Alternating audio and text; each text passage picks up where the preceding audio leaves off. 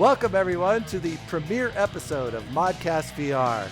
This is a podcast dedicated to bringing flat-screen gaming into our virtual reality headsets to give us more mileage out of these things, especially for us PC VR users. And we're really excited today. I'm Dr. Greg, VR, and this is my co-host, Vran, or VRan. Now, funny story about this. My very first Resident Evil stream, Resident Evil 7, I was doing it on PlayStation VR, and this is the first time I'd ever met VRan, right? I'm always going to call him Vran because TTS called him Vran, but to me it sounded like Fran. So for the longest time, I thought Vran was this lady named Fran.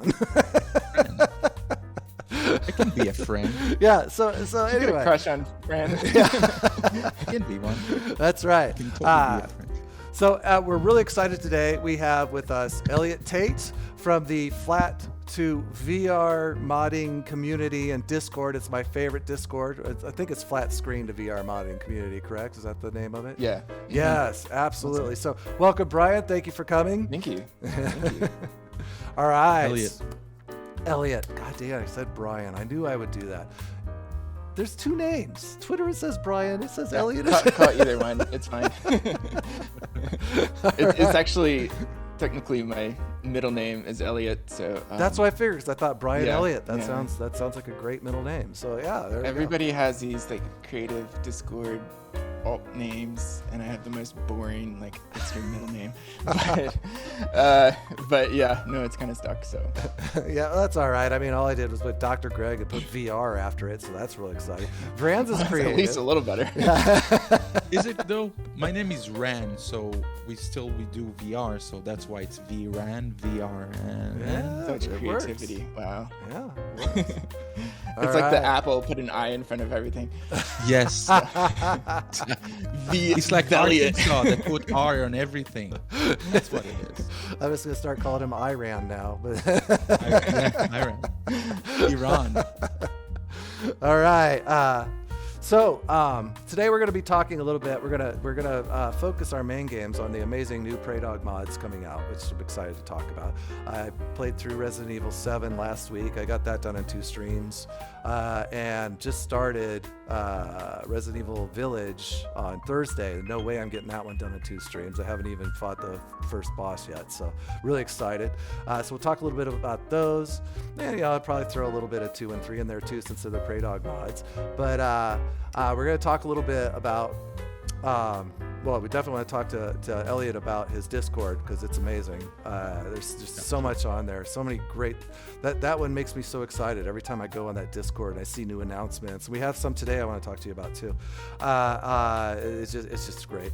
And we're going to talk a little bit about VorpX title because along with the modding, there's also VorpX. I know some people don't like VorpX. Personally, I think it's a great little program. I think its days may be coming to an end. I mean, just by seeing all the modding going on, but there's still some games that you can't play in VR without VorpX. So we're going to talk a little about those, some of the best settings to use, a way to make it the best experience that you can have. And then we're going to, Vran's going to share with us some 3D shade or reshade, depth 3D reshade stuff, which would be really cool. What game did you want to do today? I want to talk about Control. Control, awesome. Ultimate Edition. And I want you to walk me through how to get it in 3D. I have my headset ready, and I have VR, our virtual desktop on, because I've never done that. So yeah, awesome. Okay, so hey, let's start out with Elliott. I want to talk a little bit about your Discord. What exactly made you start this Discord? How long has it been going on? What has it been? 2.5, 3 years maybe. Really? Wow. Let's see, maybe 2. I have to go back and look actually. I had, professionally I have a history of marketing and computer science. I did a double major in both those, and marketing kind of fell in love with. And when Beat Saber first came out, that's what I played it. I was like, this gives me an amazing workout. Like, this is so much fun, but I know like within a week I'm going to get tired of these songs. So also knew that in order for kind of a selfish thing. In order for me to keep like enjoying this, I need to build a community behind it. So I helped start the Beat Saber modding community with a couple other people, and just used a lot of, I guess, marketing and community management type skills I had to help build that up. And so like within a few months we had 100,000 people, and Wow. tournaments we were running, and connected with like HTC and some other big companies, got like $30,000 from them to give away for prizes for a contest, and it just kept growing. Hit 200,000 pretty quickly, 300,000, and just exciting to see like so much passion from a community into building something that incredibly talented people putting their heads together, like, oh, what if we do this? What if we do this?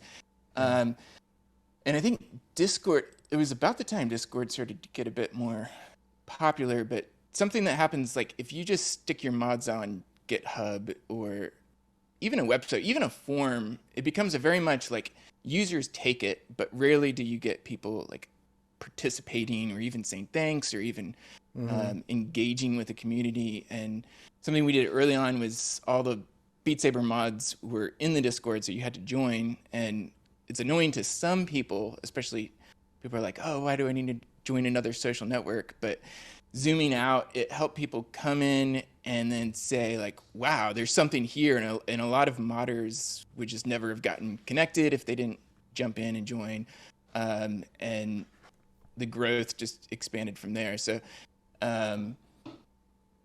yeah, so with Flatscreen, that was always something that was very passionate about, because so many short VR, like back to Beat Saber with 8 songs, you're like, this is cool, but I'm gonna get tired of it in a week. And so this need for these deep, rich experiences in VR that, you know, I'm getting whiplash 50 hours shaking my into head. yeah, and so like Subnautica was one that I played early on that I felt that, and it was just like, wow, this is one of the coolest experiences, that freedom of just being in this open world and going anywhere and feeling like you were there.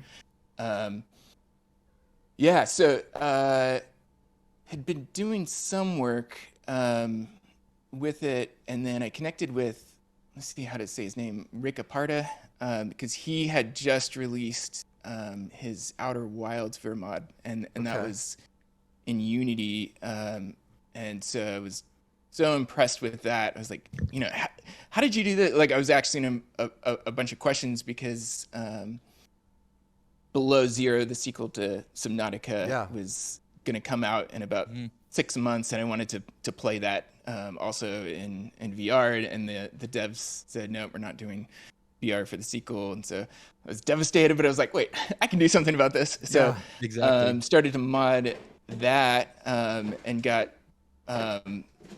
started to work with that, and was like, okay, well, it's probably time, like, we build a Discord for it. And so the Discord just first started just for Subnautica, and then all the while running the huge Beat Saber community. I was like, I think this could be something more, like, especially with Rick Aparta kind of showing me things of tricks that he did to mod. I was like, this is just knowledge that needs to get out. And there's, and the amount of modders I worked with Beat Saber, I was like, I know if this knowledge was in their hands, we could, you know, combine forces and do so much more. And so kind of applied that same thing, opening it up to all flat to VR modding. So pretty quickly from Subnautica, it just opened up to all VR mods and supporting them. So the mission is basically to support VR modders in there any way we can, like help with promotion, help with giving a platform for them to learn on, and to help the community get questions about the mods, just basically connect all those pieces, and knowing that we can get so much farther with combining our heads on in a lot of this like it's way more complicated, I think, than the average person realizes to mod. I And especially imagine. with the rate of these mods coming out, they're like, Yeah. oh, it must be easy, like hitting a couple buttons. So that's the downside, I think, with a VR mode on. Okay. Yeah. No, I wish. but yeah, it's knowing that like there is so much talent in the VR community. It's insane. Yeah, it is. Yeah, it is. And a lot of times it's just making so sure. you know, both Greg and myself and the other friends that we have, we appreciate that in levels that you can't even understand. Oh God, yes. Yeah, Like, I mean, mind blowing. It's like just today, someone asked me what is the mod or the modcast that you're going to be talking about, and I explained to them that a game like Resident Evil 8, which by the way you can see the background is. Anyways, Resident Evil 8. See green. yeah. Hey, I mean, don't give away the magic. Secret just blown. You can see that bomb that fell over there. I could put that in there. I could put that in there. Exactly. But they asked me, what is it about? And I said, well, let's take Resident Evil 8. I literally talked about Resident Evil 8. You have a character there that has animations, holding a gun, holding a knife, whatever it is. Those modders are able to take hands and separate them. You don't see the head. You're in first person. This is something that I don't understand how they can do that. How they can go into the engine, take all that wealth and just make it wealthier. Exactly. Make it amazing. It's just mind blowing to me, and I get goosebumps just talking about modders. Honestly, I think that these people, that brain that they have, no idea how they do it. Yeah, that's the whole reason we wanted to start this podcast, because we're like, Brandon and I are talking, we're like, all we play anymore, probably really for the last year? That's all we play. Is modded games or games with VorpX, because I understand that the Quest 2 and why it's taken off, but once that became like the dominant, the apex predator of the VR ecosystem, you saw what happened to games. We were getting like Half-Life Alyx and Boneworks and Saints and Sinners, and all of a sudden we were getting Galaxy's Edge and Aftermath, and these games that they felt like little cousins to these really amazing games. I played Afterlife, and I'm like, well, that was all right, but now I want to go play Alien Isolation, and so what these guys are doing, bringing these amazing AAA titles. I've got over 200 hours in Cyberpunk now, and as a matter of fact, I just got my PlayStation 5 hooked up. My brother was here last night, and he hasn't really seen much, and he's not really a gamer.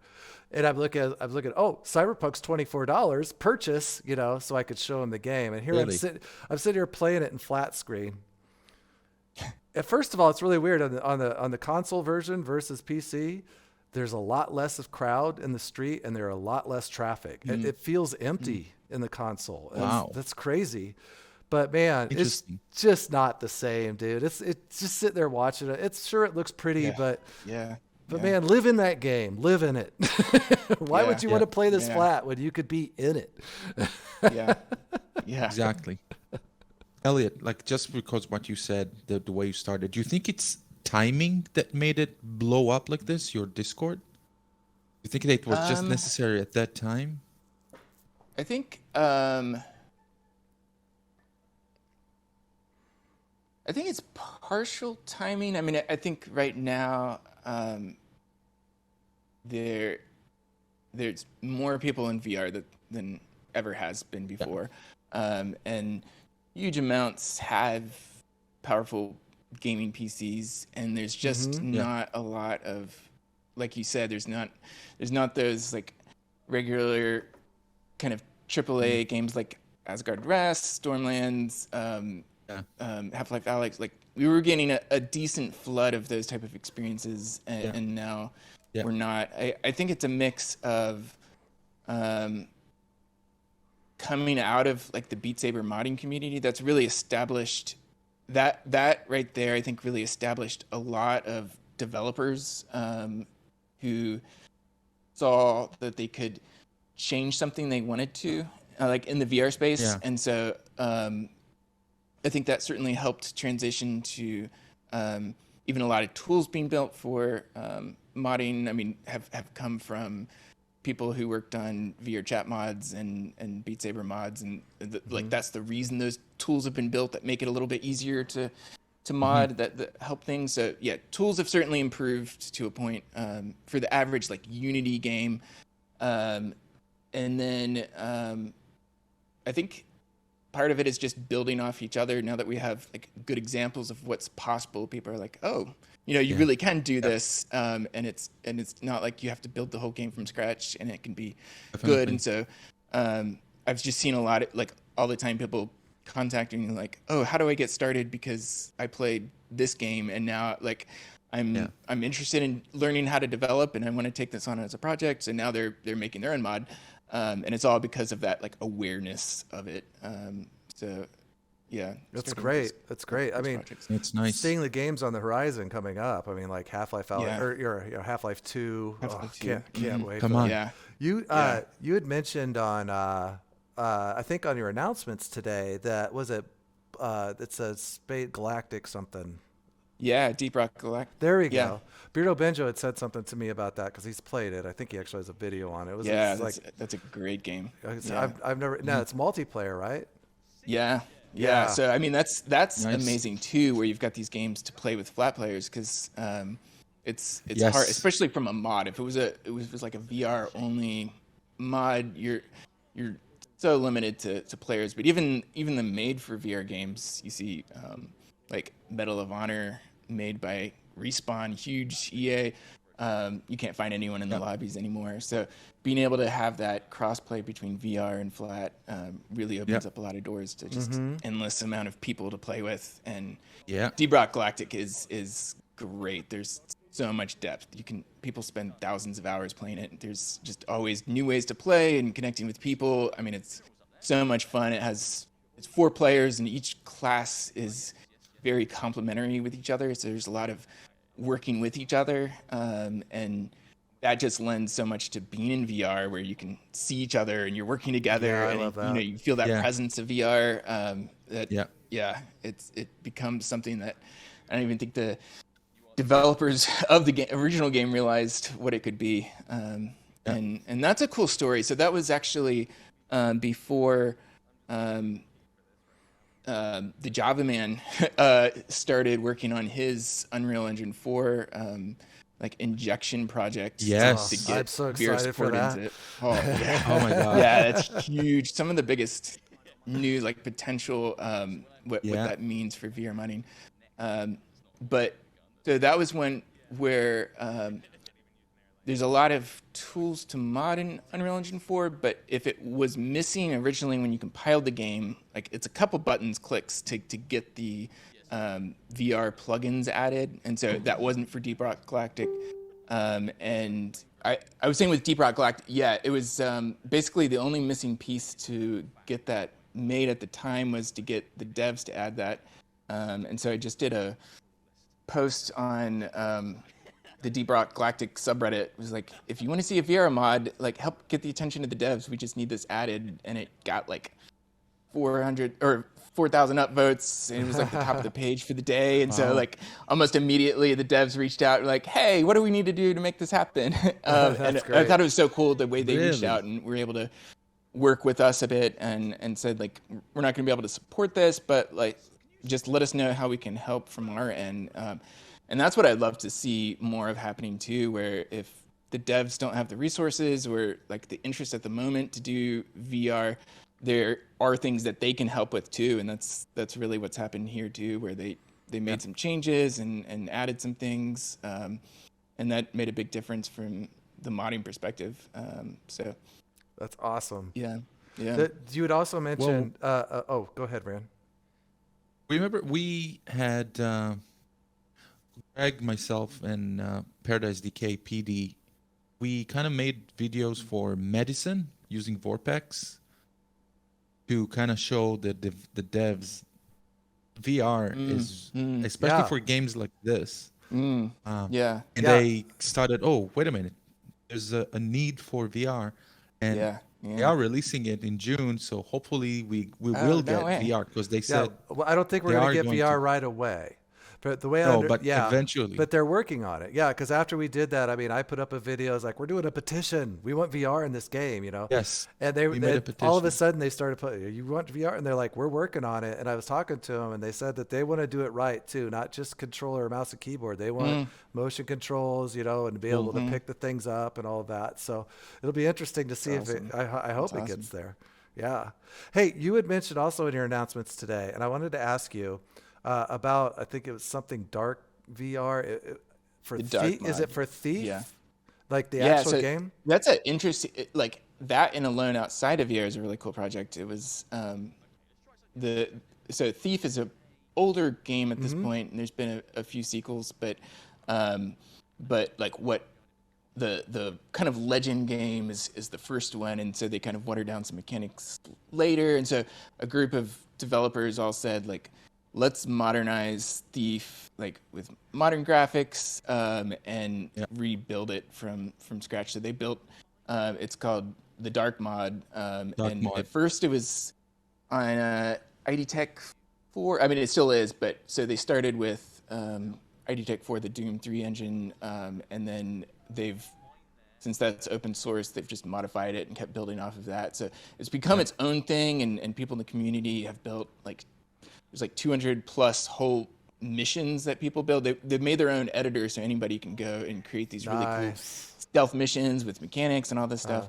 So Kabbalistic is the lead code developer of the Half-Life 2 mod, and he built that was his first project, building the dark mod VR.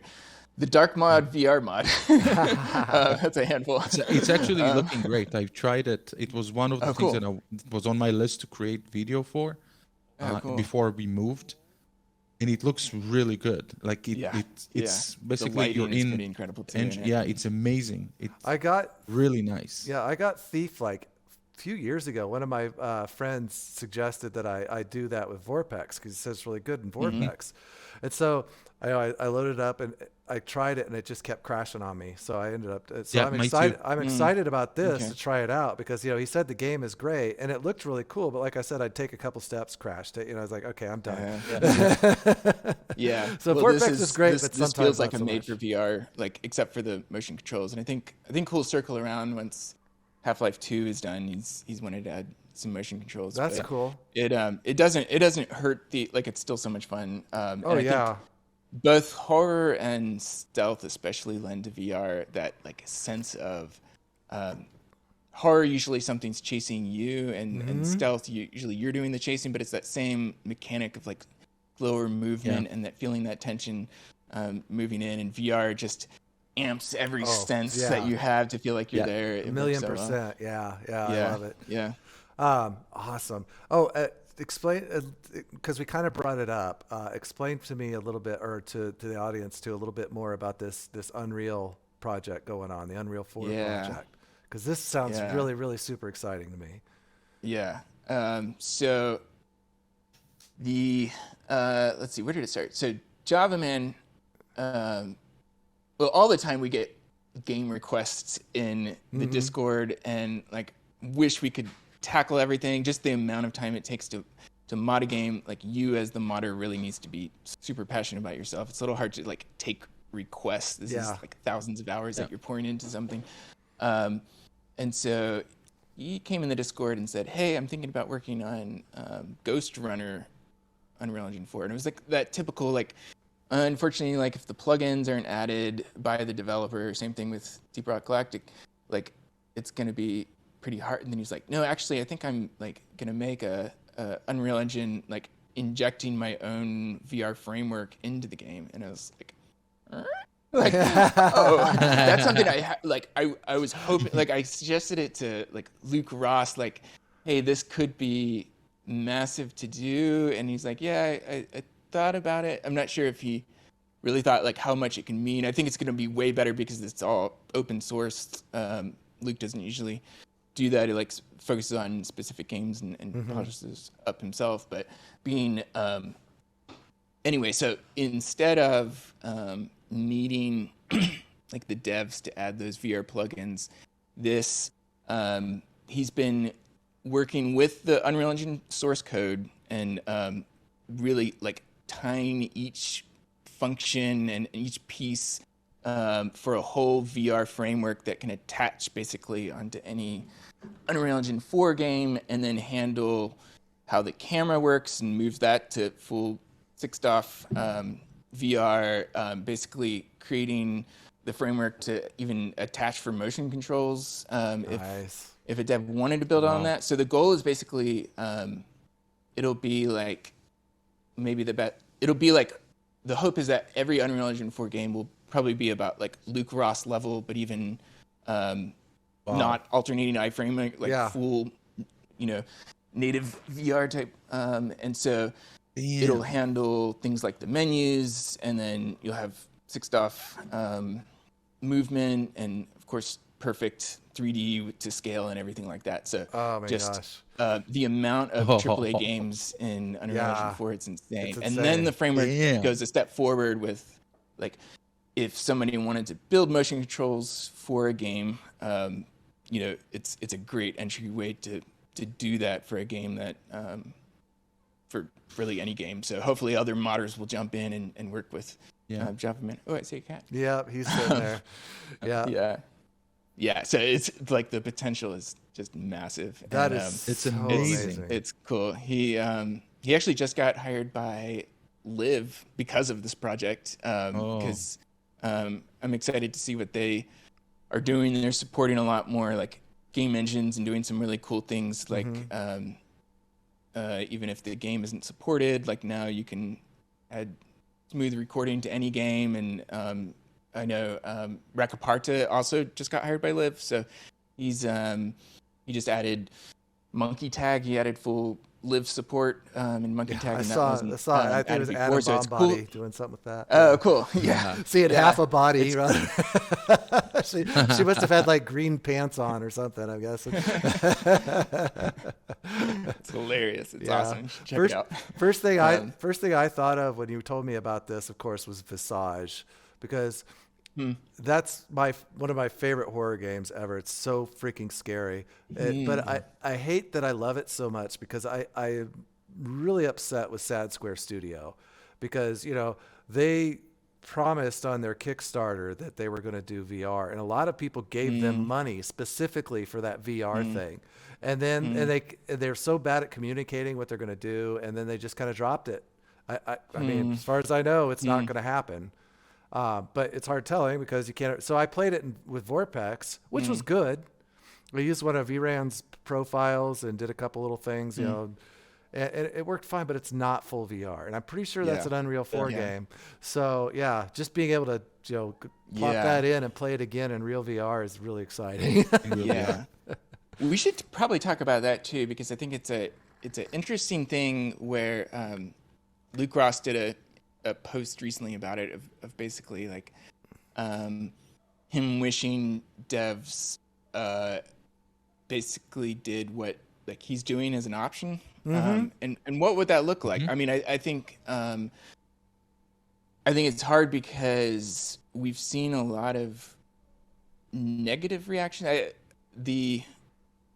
As much as I love the VR community, that passion that stems from it can turn to toxicity scale. pretty There's quickly. a scale And like we want it to be 20 years from now where like every game's in VR, and like we want that so bad, and we all have that same want, but like sometimes the way that's like they go about it is more like manhandling it. You see on every like Steam post, no VR, no buy, not always like the healthiest ways to approach it.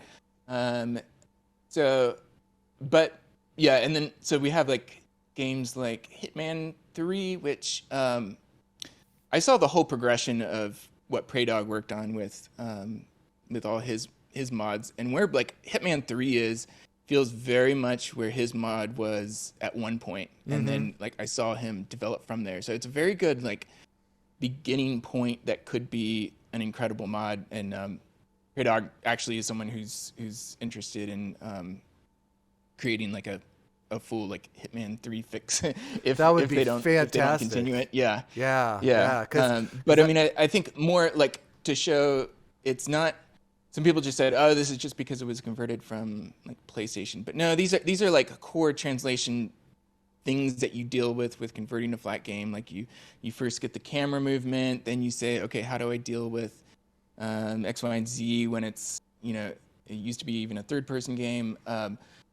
And so hopefully somebody like Praydog can show here's those extra steps that's needed, and it's not that far away, but it makes like all the difference in the world. Like All the you just make a couple changes and suddenly it's not the most frustrating game. It's like, okay, like I can see a couple rough edges. It's like Resident Evil, like you can see rough edges here and there, but it's from start to finish, like you can just become totally absorbed and forget that it wasn't made for VR. Oh yeah, absolutely. Yeah. So the community hated Hitman 3, and I think that's caused them to completely pull away.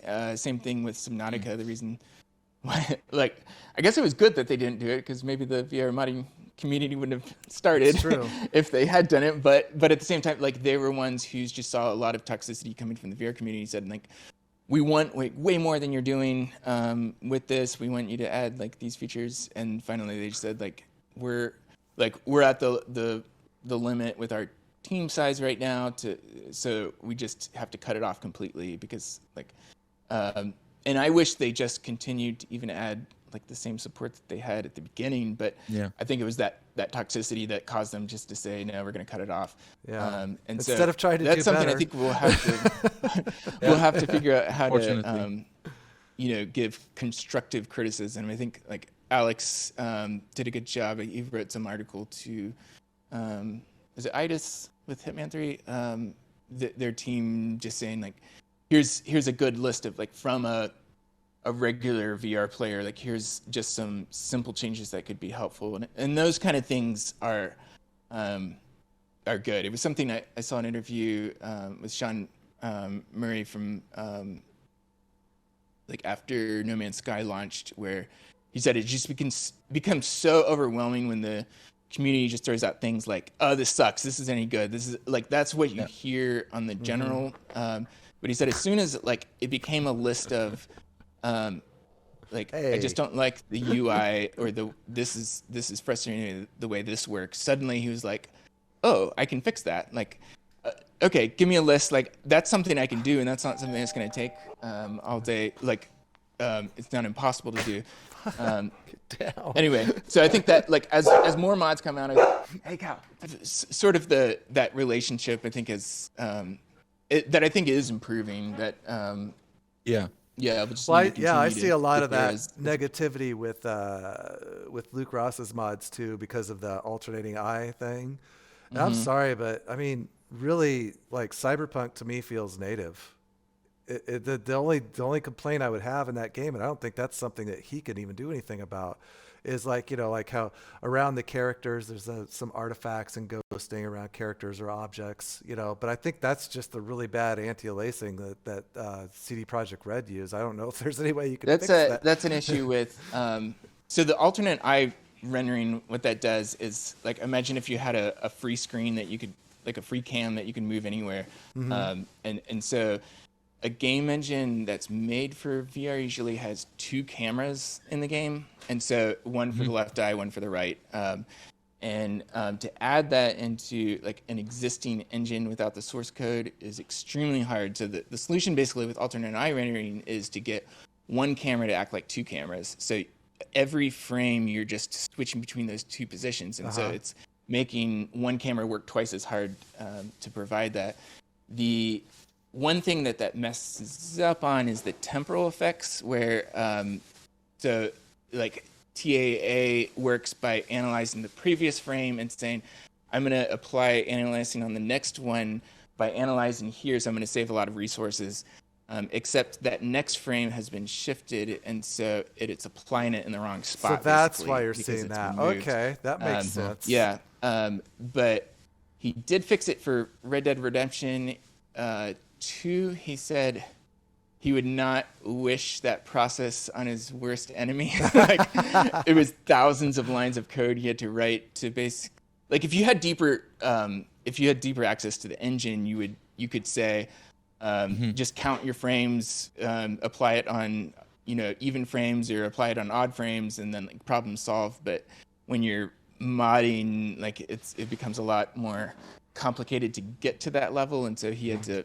patch a lot of different things. He said he spent like a week just fixing the horse mane, like the hairs, like trying to shift those off. That's crazy. So I'm not sure how much he'll do of that, but yeah, it's complicated. And each engine's different, and forcing TA off and then using other analyzing methods can also be good, especially like DLSS seems to do better, and a lot of games are using that now, so that could be a good. Yeah, I use that with Cyberpunk.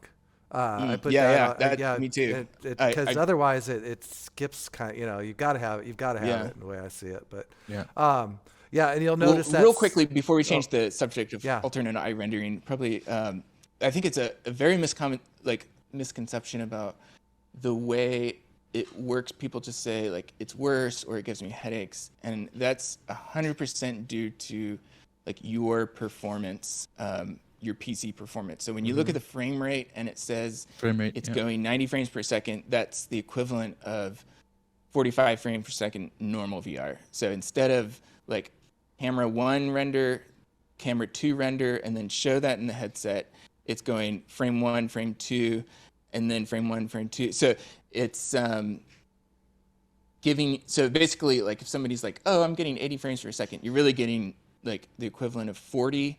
And then at lower frame rates, alternate eye rendering is worse because like when you turn fast, those different images are going to be a little different. But when you run it at the full 180 frames per second for like a 90 hertz display, you can't tell the difference between alternate eye rendering and normal VR. Like it's identical. And so anyway, it's good hope for like faster GPUs that are coming out, like for like the RTX 40 series that's coming out, where it's supposedly like twice the speed of 3090. So that should run just about any of his games in that full like native speed. And so that's exciting to me. It's not like a flaw of his mod per se. It's limitations with our current systems. And like you're going to be able to go back to a lot of his mods and play it like brand new almost because it's that flawless like normal VR that they because what you'll notice, that's another thing you'll notice with like Cyberpunk, like if a character walks by or whatever, there's kind of a skippiness to it, to their motion. And that's just low frame rate. Low frame rate like hurts. Low alternate eye rendering is worse than like low normal when you're looking around. Wow. But it's just a side effect of that. All right, cool. Well, that's awesome. So see, I knew this was going to be a great podcast. So great information. It's so hopefully I didn't get too like techie, no. I love to talk about that kind of stuff. So. This is the kind of stuff people want to hear about. I think it helps them understand a little bit more. Yeah, absolutely. So we were talking about Praydog, so we might as well jump to our game features here, which is the new mods that have come out. They've been out a couple of weeks now, maybe just a little bit longer. But the Praydog mods for Resident Evil 7 and Resident Evil Village are out now. And I've played through 7. I streamed the whole thing in a couple streams, and it's amazing. Personally, what's been your favorite out of? You've done 2, 3, and 7 so far. Boy. That's a tough one. I gotta say, personally for me, the absolute best Resident Evil game I've played in VR is probably 2. 2, that slow, those halls. Terrifying. Yeah. It's terrifying. And Mr. X, out of all of the bad guys I've played, is just, you just hear that dum dum dum. You just hear him stomping around, and he's just scary. I had to add a section in the tutorial getting started because so many people said like, I want to play what's like people are saying is one of the best experiences. I just don't I'm too scared. So I linked a bunch of mods like add squeaky duck Yeah. shoes to Mr. X. Like, when he make him, walks, it's like, make him Thomas the Train. Yeah. yeah. Or there's one that That's removes good. him, or one that just makes him a goofball. So like anyway, there are other mods if you're holding back from playing that one because you think it's too scary. Oh, it's Also terrifying. just giving yourself like unlimited ammo. Yeah. Like or just upping that or upping the difficulty. You can really like take that horror bit out where you just feel more like a serious Sam game, just running around shooting Yeah. things. So you'll play, Yeah. like if it's between not playing those games and playing that way, it's just like do that, like play that way still. Oh, like, yeah. because it's, Yeah, 'cause it's- one of the best yeah. experiences in It's VR. so yeah. good. It's just Yeah. it's just stunning. This like those zombies in that game are so detailed and just so amazing. Yeah. They're just terrifying. It's great. It's great. Yeah. That's What about awesome. you, Vran? What's your favorite?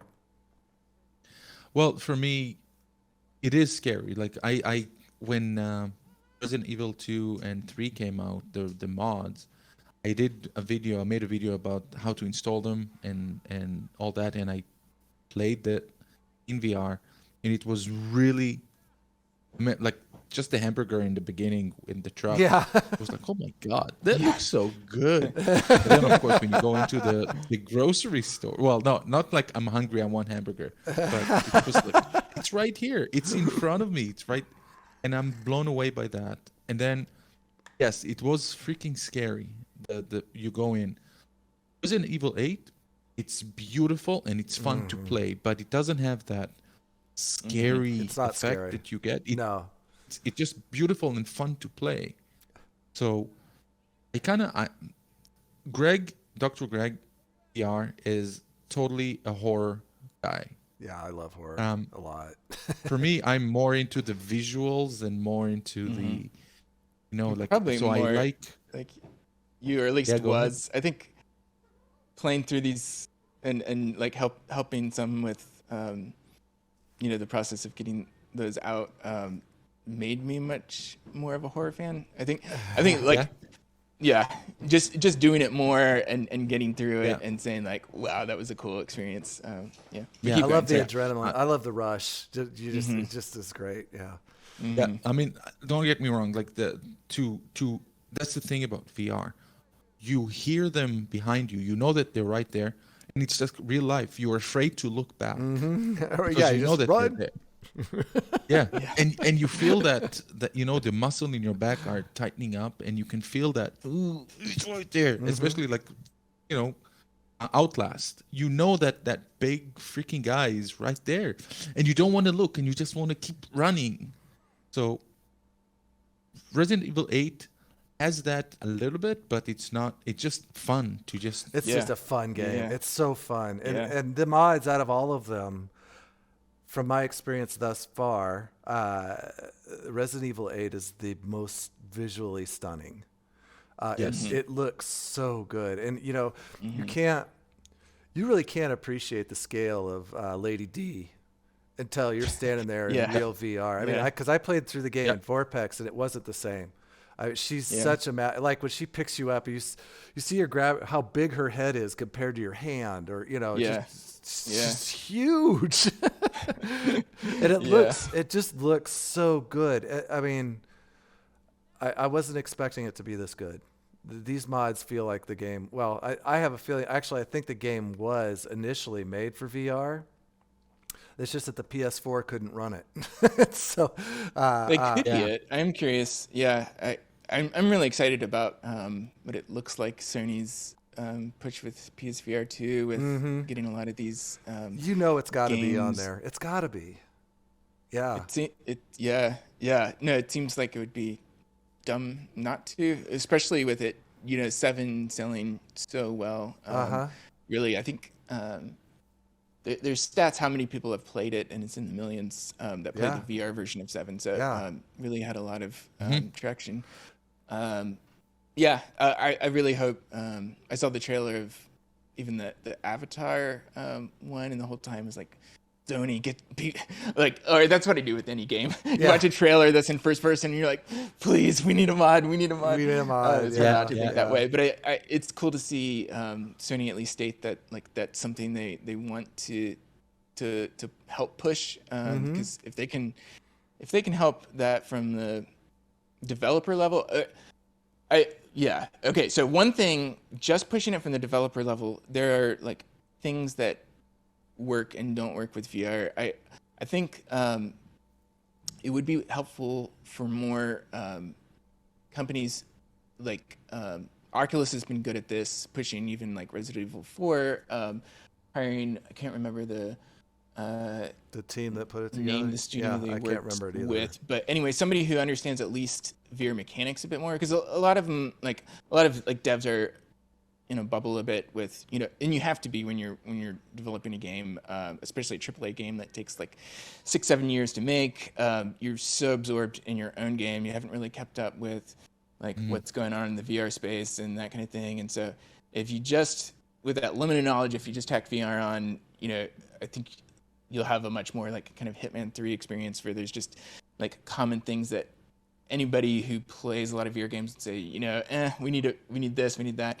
Still, so like Incuvo, who's coming out with Green Hell in like 2 weeks, they're a really cool company, and I really hope to see more of these kind of like experts in flat to VR modding, and knowing what needs to happen to be a good experience from a flat screen game, and really nailing that list. Because like I said, like even earlier, the difference between what's like an amazing experience and one that's just like, this is so annoying, sometimes can be just the difference of like one menu coming up in a way that's intuitive versus like you have to pause the game and hunt, controls down to find it or something like that. Like it can come down to something that's like a half an hour of work for a developer to change. And sometimes that makes all the difference in the world, but having more of these experts in the field that know how to do these conversions. And that's what modding really is awesome, is this like experimental space to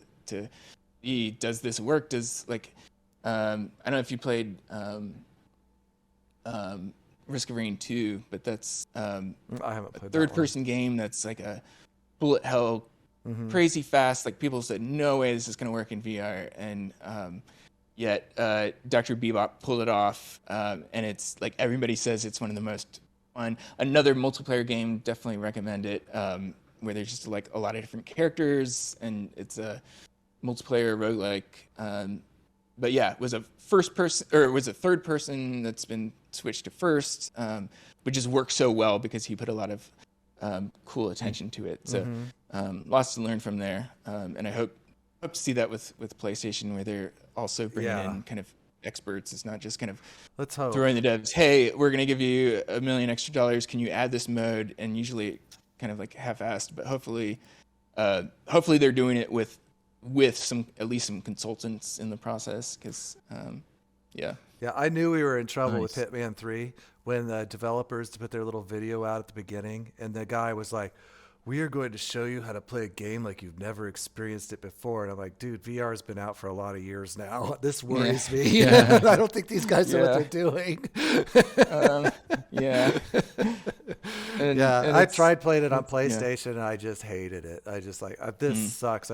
I have a video out on my channel that it's just a short video of me trying to figure out how to throw the damn knife on top of the roof. And I couldn't do it. It's just so damn janky. It's just, it's like, this is the jankiest thing I've ever played. But it really, like what's there saves a modder like thousands of hours already. So it's a great starting point. I think maybe look at it like that. Like, oh, here's a bonus, like great starting point for a good VR mod. Absolutely. And looking at it like that, I think one mistake they did was simply like advertise it, like you said, like this is like on par basically of I forget what they said, but it was something along those lines of like, this is the like utilizing every feature of PC VR and like well, maybe technically true. It's done very clunkily. Like if they just market it differently, like said, an experimental VR mode that's like an option, was just a bonus kind of thing, I think it would have gone over well, and the community can build from that. I think you do need to, like, as a developer, set expectations in that regard, and I think you can get away with a lot with I think No Man's Sky did that pretty well, where they're like, just putting in this optional, like, experimental VR mode, and they've done some touches to it, and they've done a pretty good job for the most part. Like, it certainly can use more. I think, like, the room scale and is a little off, but anyway, yeah. Just back to, I think you'd go both sides. The community being better with, like, feedback to these things that's more just not immediately like, you suck, how dare you like create this piece of shit, and then from the developer side saying, like, we're excited about VR as a platform, like, this is huge to build like a Half-Life Alyx level, like, interactivity or Boneworks and that kind of thing, but here's a start, and, like, we might be experimenting with it more, but, like, we just want to give this out to you guys. I think that's kind of more like, Hitman would have had a very different intro if they just kind of presented it that way. Yeah, that's gonna be interesting to see. Go back to Resident Evil 8. I'm curious if they do bring it to the PSVR 2, which I just think they're going to, but that's just me speculating. It just seems like a no-brainer. But if they do, are they going to utilize their fancy new motion controllers, or are they just going to do like what they did with Resident Evil 7 and just be because honestly, I'm fine with a controller-based game. Most of the time I spend in VR anymore is with a gamepad. But But then, when you have this PC VR unofficial mod now, which takes this game and gives us motion controls, which apparently people are complaining about. The gauntlet has been thrown. Yeah, exactly. Rise up. But I mean, apparently people are complaining about that too. That, there's no manual reload. Blah. It's like, oh, come on, people. Why would you complain? This is a beautiful, miraculous thing we have the here. Trap that you go down as soon as you get finally one. And developers also feel that too. Like, that's why I was saying, like, communicating is so important, because, like, if they're just like, hey, I'm going to throw this experimental thing out, the second that you get manual controls, and they're like, oh, I can't, like, knock down all the objects and, like, pick up anything. And, like, then if you do that, then they're like, well, it's just an object. I can't really interact, or my hands don't perfectly carve around it. So there's always, like, this endless list of things that you can go to the better experience. Wow. And it can be frustrating, but I think it's just important to say, like, as a community, like, just enjoy the game, get into it. Like, exactly. the flavor that the creators put of the actual game itself, the storytelling, like, just start enjoying that. Like, enjoy that. Yeah. There's plenty there to have fun with. Yeah, I don't know if they'll add.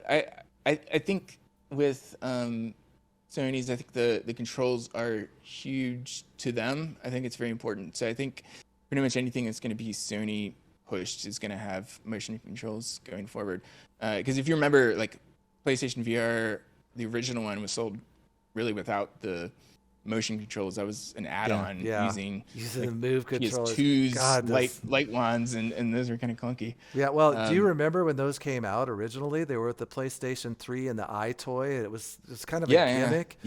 Never really took off. So it was made to compete against the Wii. As that was being bigger. Yeah, so they just had a whole bunch of them sitting in a warehouse. They're like, well, might as well repurpose these and make them VR controllers. Yeah. So I think, like, if you look at it from that perspective, it makes sense that a lot of ones was kind of like, it's optional, because a lot of people had PSVR and just didn't even own those. Beat Saber probably helped sell more of those things than anything else. I bet. But yeah, so they kind of made each game with that in mind. But this being, like, a default part of the package, I'm pretty sure they'll move to that. And we'll probably see some similar things like Resident Evil 4 if they do, where they're doing a cutscenes are forced in flat in front of you. Which I would love to see options. Like, I think that's great. Like, I know Praydog's looking into doing that, just because it's great for people that suffer with motion sickness, just to have any type of those movements that take control, just stick it in front of you. That's worked pretty well for Resident Evil 4. But if you do have the VR stomach, like it's pretty immersive. Also, like that hamburger scene you're talking about, if like that was a cutscene, so it would have just been portrayed in front of you when like sitting in that car watching. And that's such a cool way to watch cutscenes. That was the first thing you see, like because you know, and us being able playing VorpX and us playing Depth 3D with Reshade, it's a different experience when you're inside the engine. You're a camera in the engine, just like you're supposed to be. And the hamburger is right here, full 3D, and I'm like, holy! You can even like lean in and look at the walls. It's such a cool way. Or like if when I'm in Cyberpunk trying to look under the girl's skirts. No. I haven't played the Devil May Cry yet. I haven't played that one. That intro alone is worth it. Like it's a cutscene, but it's all in slow motion and like a whole exploding things are moving around. But just looking like you could sell that as like a $10 VR experience. Just that like opening scene on Devil May Cry. It's awesome. Exactly. Definitely recommend. And you spend so much more time in the game because you appreciate every single thing you look. Here, Horizon Zero Dawn, same thing. I'm like, I don't want to move, and I play this in third person, but in the VR, and I'm like, just admiring her animation. That little girl in the beginning, for example. Then I'm just looking around, and I don't feel like moving ahead. Resident Evil 8, same thing. Oh yeah, it just like everything. You just absorb everything like a little kid that sees the world for the first time. Yeah, I've always we've been doing VR for years. Yeah, but every time I put that headset on, every freaking time, I'm blown away. Yeah, I'm just like, whoa! Look at this. Yeah, every stream, every freaking stream. That's how we start. It's true. It's like you forget. But that's what VR for me. It's like that's what it is. When I was a kid, I was like, I don't know, a lot of kids are like this, but I was always in my head so much and just constantly pretending. Yeah. And now I feel like I can do that at such a higher level because I'm like, it's just so amazing. And with games like Resident Evil, which I bought the Sony, the first PlayStation when it first launched. I remember when that game came out, I'd seen it in magazines, and I remember sitting down and playing it, and my daughter was just a baby with me, and I was sitting there, and I walked down that first hallway where that dog breaks through the window, scared the crap out of me, and then of course it just kills me because I'm panicking and freaking out, and I'm dead, and I'm just sitting there going, that was freaking terrifying. I had never been scared by a video game before, and and that game, just the way they did the fixed cameras and stuff, you never knew what was around the corner, but you could hear it, and stuff like that. It was brilliant. And now that it's come to this, where you're living in the game, you're living in the game. So good. I think that might be a good deciphering point. What you said about imagination. I mean, like if you think. I think even in the flat to VR modding community, we still have a pretty heavy divide between people who are okay with a VR game that uses a gamepad versus people that say it has to have motion controls. Which, Varan, you're in that category of? No. I'm all. Okay. Yeah. I'm curious, and I think that's okay, and I think part of it is like just think of when books were the like number one source of entertainment for years. I mean, it forced that imagination, and now like with movies being our main movies and TV shows being our main entertainment form, I think it's opened up entertainment. Like so many more people are enjoying like that as a form of entertainment, but at the same time, like it causes less needed imagination to happen. And I think when you play VR, it's important to allow yourself to still have that imagination. Like, because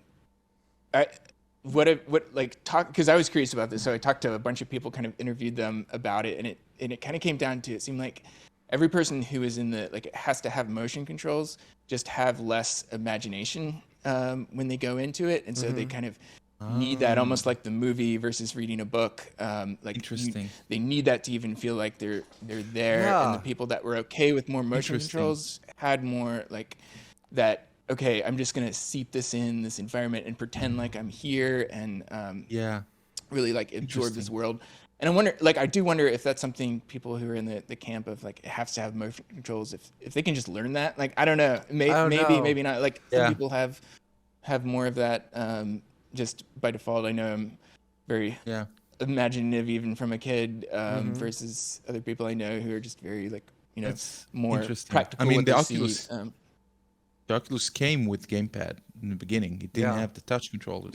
Yeah. But when I was growing up, I had a friend that used to read a lot of books, a lot of fantasy books, and he would recommend books for me. And he always told me that when he reads, he goes into the book. And I was like, what do you mean? He says, well, if I read something, I can see it in front of me.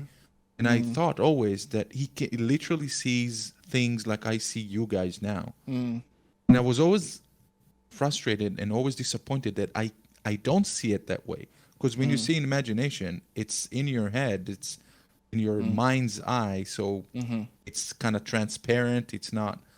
When you put the headset on, I mean, I put Skyrim VR on and I was like, there's a dragon. And I used to play Dungeons and Dragons. And there's a dragon right there and he's flying above me. And that's what it is. It's putting that imagination, that world that we love living in, and we're living it. And of course, when we mod everything and it looks super, super nice, nicer than the original, it's like, how can you beat that? Yeah. Yeah. And it's That's interesting what you said about the imagination. Yeah, it is interesting because Interesting point. Brandon and I get in these discussions on Twitter too with people that are like, nope, if it's just a gamepad, it's just like strapping a TV to my face. I'm like, how can you even say that? I don't understand. You're living in the world in 3D. You're right there. I don't understand. And I in my mind, I'm like, why would you want to miss out on this amazing experience just because you have to play with a gamepad? I mean, I forget I even have a gamepad when I'm playing these games. Yeah.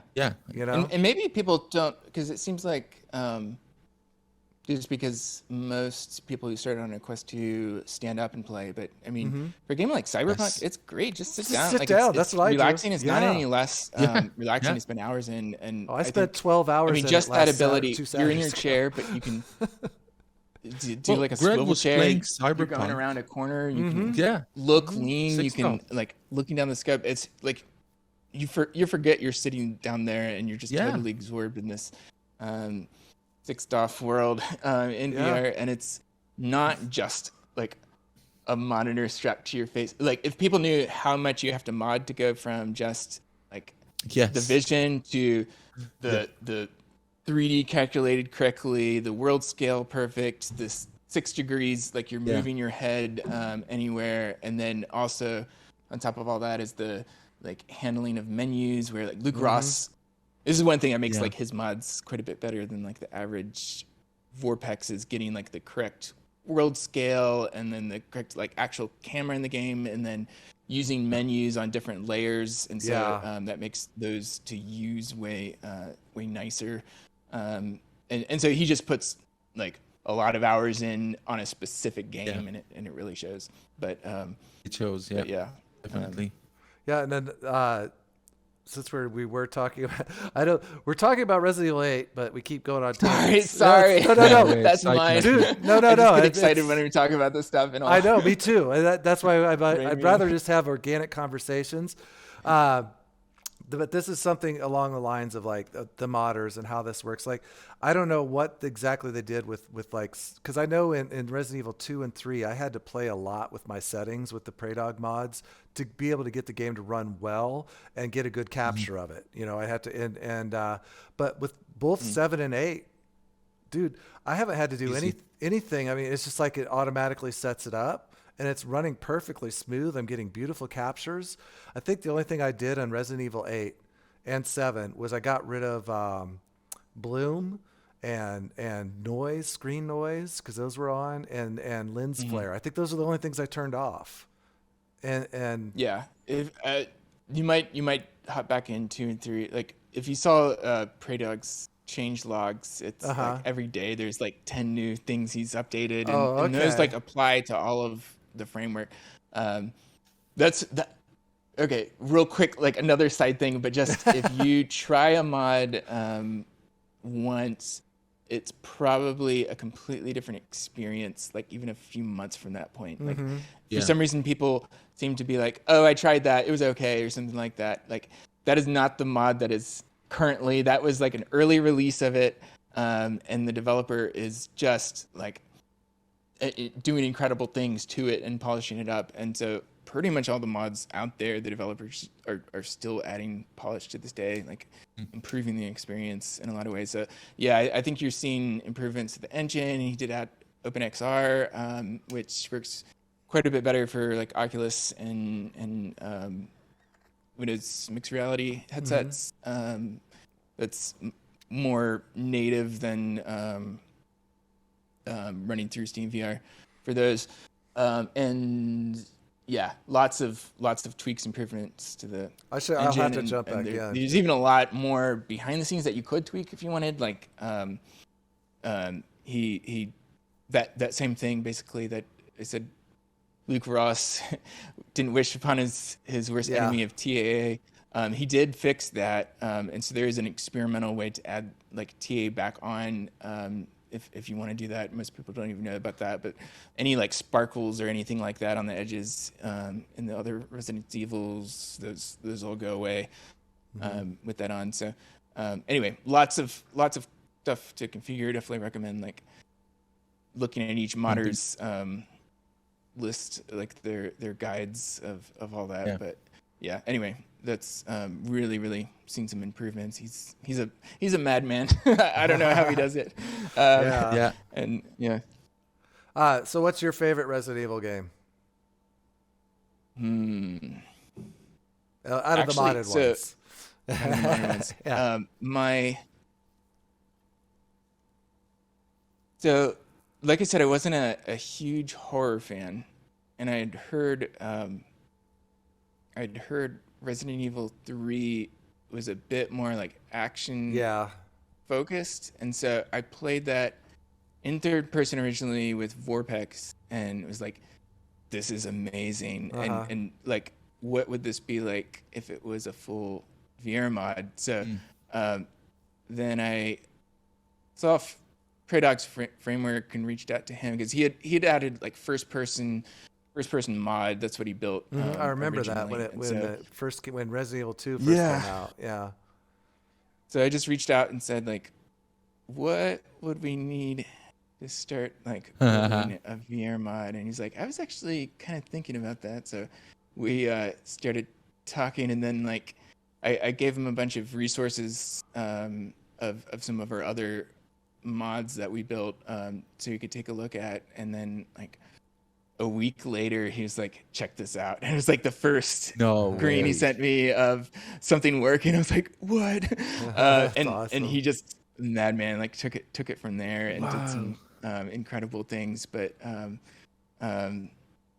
yeah, I was ready to like try to get a petition or something, like to start funding him if he was like, if he didn't even have VR, like for the Breath of the Wild. I just wanted a mod so much. The guy who made a free cam, I bought him a Quest 2 just so he could help like develop parts of that, and so I was ready to like do that Resident Evil 3, and so everybody says like Resident Evil 3 is the worst, but that was my only experience, and I was just so absorbed, and it was so much fun that I had it, and so that might just be my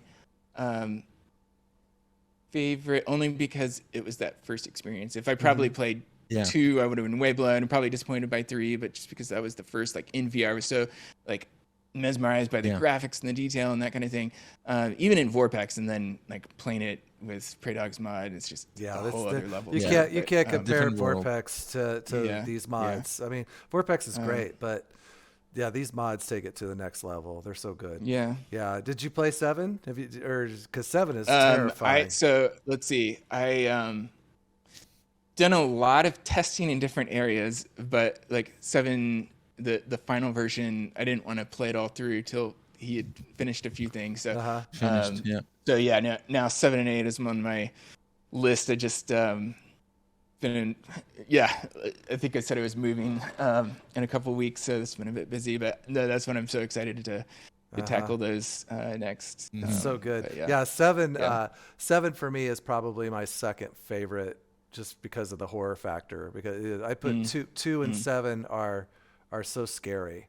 But as far as like visually and just the way the mod works, even I don't know why, but it even feels like it works better in 8.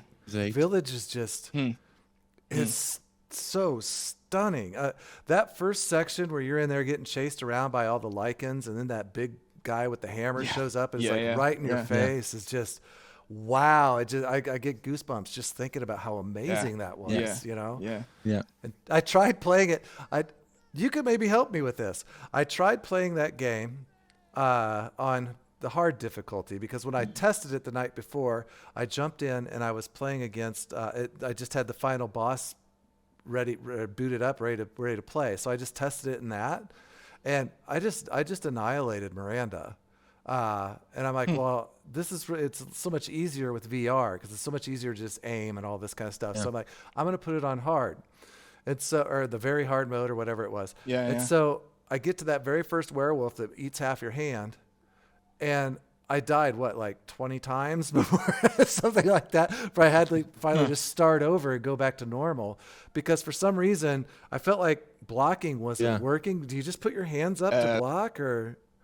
You're supposed to. I've heard a couple of things other people say it wasn't triggering, so it could be just needing to.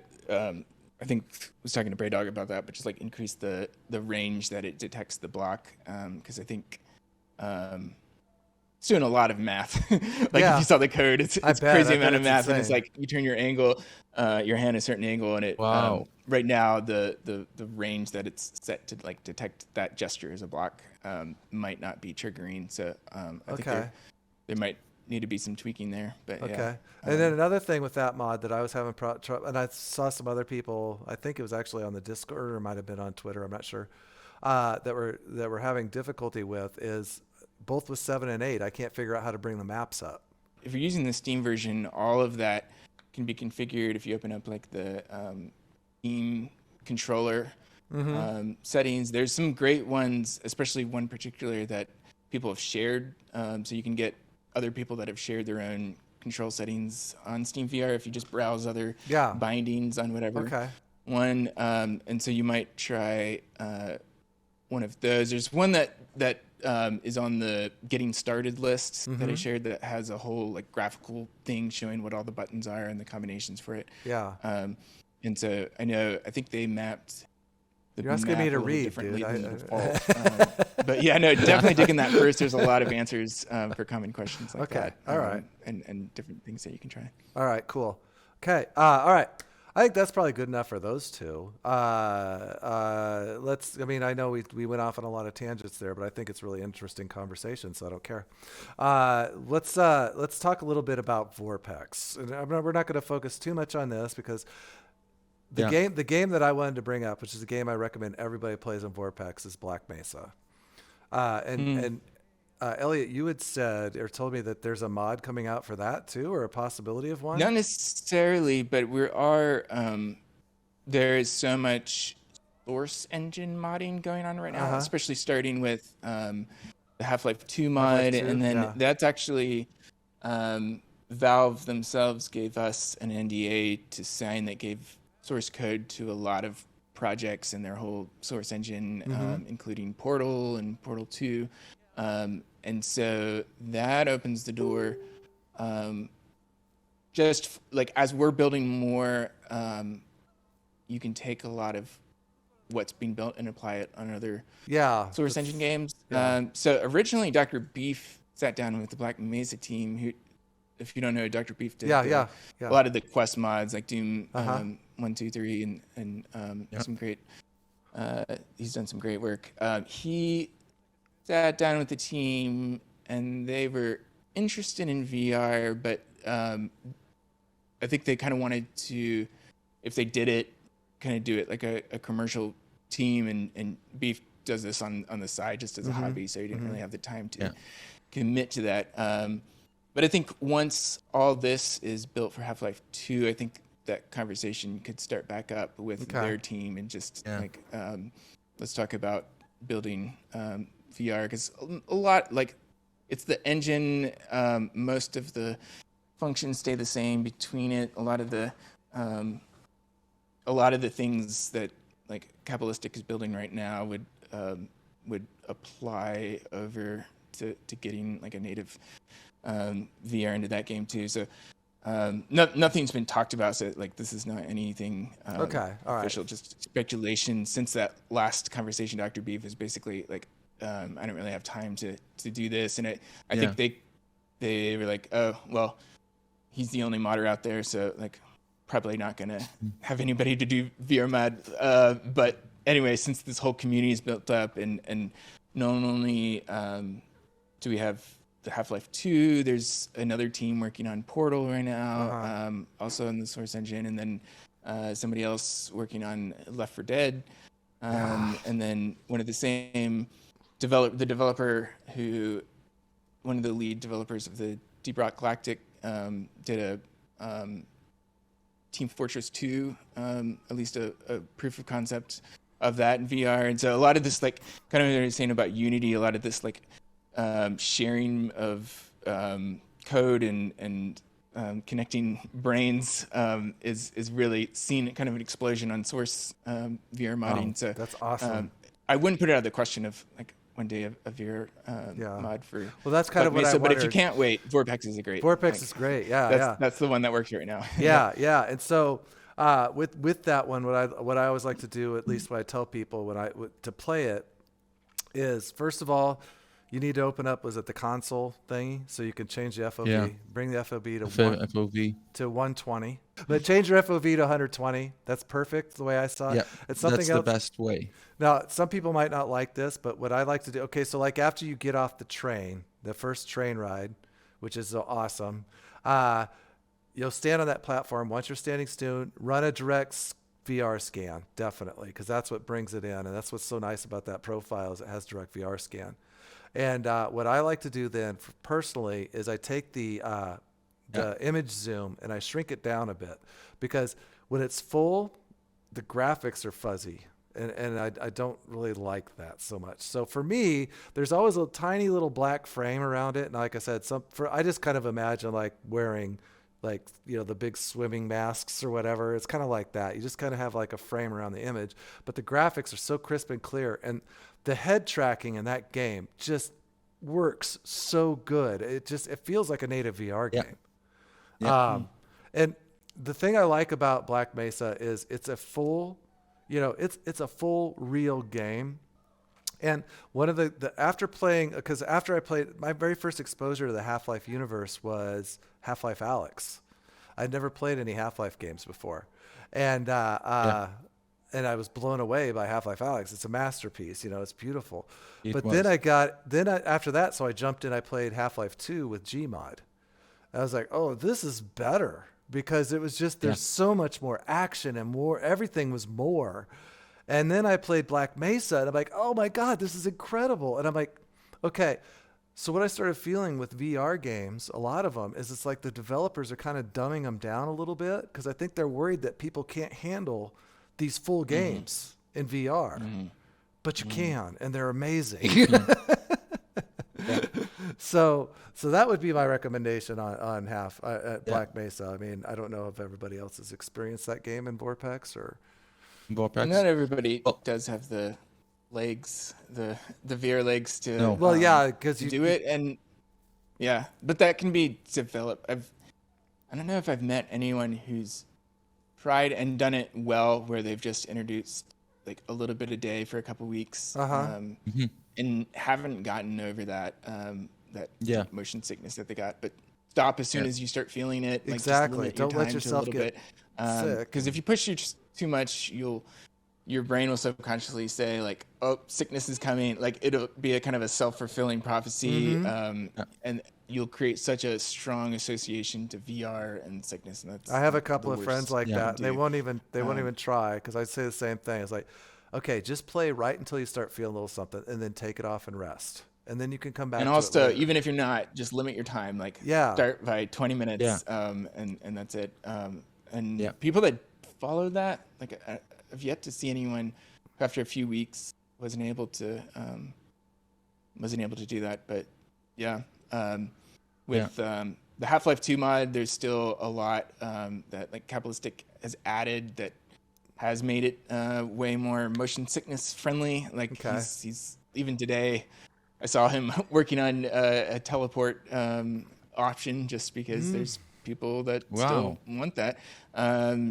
With the vehicle scenes, there's a lot of things like adding vignetting, but then he added it's basically a stable cam that follows from a third person. I saw that in a video. Where, any movement, and then even for turning, it's still snap turning from that third person, and that just like that basically makes what people said, oh, there's no way you could play that in VR. That I think anybody could probably handle that. That just is so smooth to play on it. If you're one of those people who just couldn't play otherwise, it's so cool. It's not the ideal. It's not as like immersive as playing in first person for those scenes, but options are always good. Exactly. Give them options. Yeah, always have options. And, because when I played Half-Life 2 in Gmod, I actually had to skip the airboat scene and the Doom buggy, because the airboat is just the way I was playing with Vive wands for one thing, which I'm kind of, that's why I play with my Rift S all the time now, because I'm tired of trying to control things with the trackpads, and it just didn't work well. And so you didn't move the way you thought. I mean, even in Flatscreen, that was pretty clunky. Yeah, those airboats. Yeah. So it just the way it moved, it just made me sick right away. And then in the Doom buggies, the camera shook so much that you couldn't see what was going on in front of you. So I just had to skip those areas. But I played Half-Life 2 first, I think when it came out, on the PC, on a flat screen, and it was great. But then I played Half-Life Alyx. I didn't finish Half-Life 2. I played up to a decent area back then, and Half-Life Alyx. And then when I finished Half-Life Alyx, I was like, okay, what's next? There's nothing that interests me. And then I was like, okay, let's of what VR could be now if every company made working on games like that. And I was like, okay, let's boot up the VorpX, and I played Half-Life 2 with VorpX. Played the whole game like that, and I was like, oh, thank you, God. Thank you, Ralph from VorpX, for doing this. I played this and I was like, come on, the jail part with the end lines. I was like, just go over there, kill those, and I can look over, and go over there and kill these guys. See, I thought there was something. One thing wrong I will when say, played Half-Life that. Alyx, if you haven't played the mods, there's some incredible mods. That, There really are. Oh yeah, for sure. Like Gunman Contract. What is it? Contractors? Yes. Contracts? Gunman contracts. Ones like that really like show what Alyx, I guess, if they wanted to kind of move it a different direction. I loved Alyx, just kind of going back to what we were saying, the immersion. I was just every little thing. I was looking at the detail and just like, whoa, this is amazing. But if somebody like, again, if their imagination isn't as engaged, or they're feeling like they're in that world, they might not enjoy it as much. It's just a full-on like fast shooter, and I do like, even now Half-Life 2, I've been playing the beta, it's just that action in VR is so much fun. It's such a blast. I gotta tell you, Alyx, I was at the hotel in Alyx, and there was that's a my dark favorite level. corridor. Is the Northern Star. Listen, I made sure that nothing is there. I was like looking, nothing is there, and then I gave someone that was with me in the room, I said, you got to try this. You got to just see how it feels like in VR. They put the headset on, and then all I see is they were like looking. It's like, that's really nice. And then, whoa! I didn't notice. I didn't know that there was a head crab in the darkness, and it jumped. Now that's immersion that you can't get on a flat, like playing on a laptop. Yeah. It could be Alienware, it could be whatever graphics card you have. It's not the same. Nope. And that's why VorpX, when you play it, even if it's immersive screen and you curve it and the screen is 3D. surrounding you, it's basically hugging you. 3D, you play in a 3D screen. The scale is there. The head crab is not like you can have 25, 27-inch TV.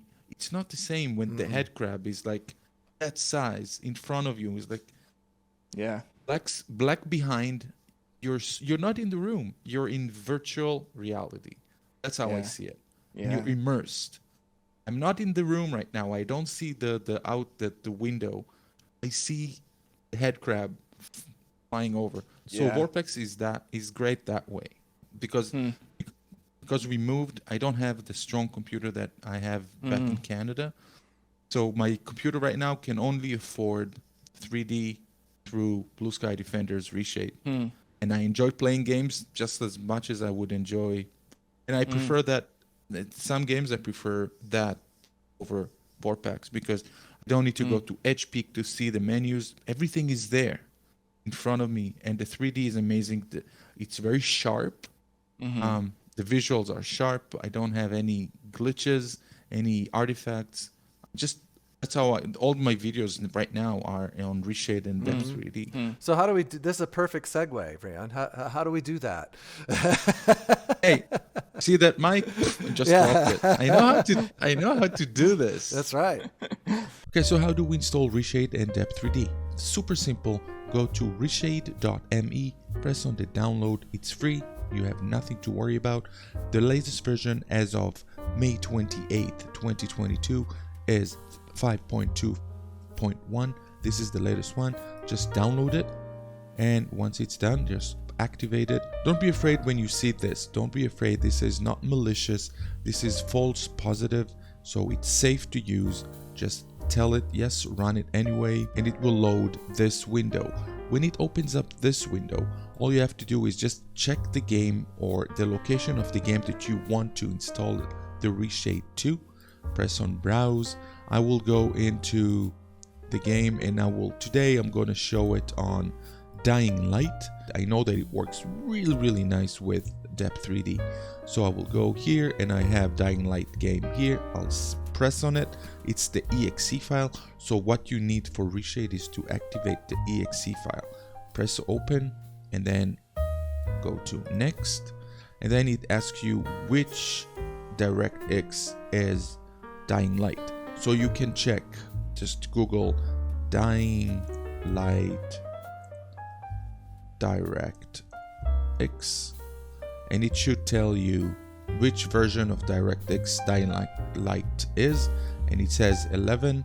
So I'm going to press on the 11, and I'm going to go to next, and it says select preset to install. You can skip that. And here it opens up all the reshades that you can install. I mean, you can do uncheck all and check all. It will install everything. Sometimes you do that when you have a mod from Nexus Mods that will need all of the list, and then it picks up the ones that the mod need, and it looks amazing. But let's uncheck everything. All we want for now is Depth 3D by Blue Sky Defender. Press on that and do next. It will download everything it needs and all that. Just do next and finish, and that's it. Now, another thing that you might need, or you will have to need, is either virtual desktop on your PC, not the one that you get on the Quest. Get the one on PC. If you don't want to invest money in it, you can get Depth 3D VR. It's also done by Blue Sky Defender, and it's free, and it gives you the same result. It'll take side-by-side video and will collide it and combine it into one Depth 3D screen. Okay, so now that we have that, let's start Dying Light and see what it does. I'm gonna hit play. Okay, so now that we're in the game, all you have to do is press the home key on your keyboard, and you'll see the shaders that are installed. And what we need for this is the Super Depth 3D VR. You just activate it, and these are the options that you have. Now, this game does have a profile on Reshade, so when you install it, this would probably be the preferred options that Blue Sky Defender is suggesting. You can always readjust things, and I will tell you what is the most important things to change. I have few viewers that have changed the first option right here, which basically it's the IPD, and usually the IPD would go from 63 to 75-ish, which is basically the distance between your pupils. I would set it up maybe to 75 or 65 or 70. Just go halfway and see what fits you best. You can see how when I scrub this, you can see that there's a difference. It basically determines or you set it up to the distance between your eyes. 68 maybe. Let's put 68. Another thing that you can change is divergence slider. Now please be careful with that, because the eyes should not diverge so much. It all depends on how far the screen is in front of you. Again, whether you use the virtual desktop app or you use VR Companion. I would keep it to 25 to 30. Don't go over that. And of course, there's the depth map adjustment. Now I'm going to show you something. Once I hit the depth map view, it'll change to black and white or grayscale. And you can see that the weapon is right here, and it's a little bit to the dark brown or dark gray. That means that this weapon is close to the view. It all determines what the depth of everything.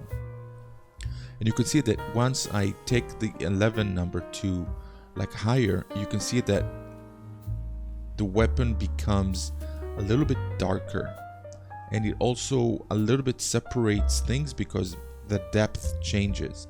If I get out of the menu, you can see I can move around, and you can see that the depth changes. You can see the depth map in grayscale. So you can see the trees are not too close to me, they're in the distance, and that means that the depth 3D would work really nice once you deactivate the depth map view, which is the grayscale.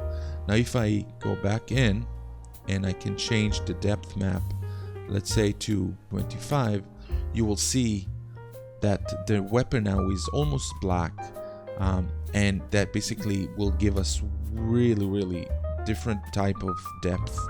You can go all the way, and you can see how the background adjusts. So things that are closer and closer you will feel the depth a little bit more. Now if you adjust this and the divergence, then things will start to look a little bit more miniature, and you just need to find out which one are the best for you. Again, divergence, I wouldn't play with that too much, and the distance between where the screen is and your eyes. Let's get out of this, and there you go, guys. We have depth 3D with Reshade work together. Okay. Now I can't see. I'm blurred. Okay. All right. Well, there you have it, guys. That's our first episode of Modcast VR. Thank you very much, Elliott, for joining us. Thank it was you. amazing. Been a pleasure. We hope that we can have you back whenever big news is on. Yeah. Because it's Okay. great having somebody with so much knowledge in the field here, because we just enjoy playing the games. I have no idea how to do this shit. So And I'm excited, you guys, hopefully interviewing the modders, because they're Absolutely. so brilliant. Yes. And they deserve all I the can't attention. wait. I can't wait to They're do that. doing incredible things. Yeah. Yeah. To shining some light on that. Absolutely. Yeah. All right. So that's it, guys. Thanks for watching. Make sure you hit like and subscribe and mash that little bell thingy and all that so you know when we're coming back. And so here it is, Dr. Greg saying, see you later. Rand? See you later. Year-end saying see you later. And we'll put in the description below, there's going to be a link to the Discord, Elliott's Discord. And let's go from there. Like, Awesome. subscribe, and we'll see you soon. See you in the Discord. All right. Bye, See you in guys. the ya. Discord. Bye, guys.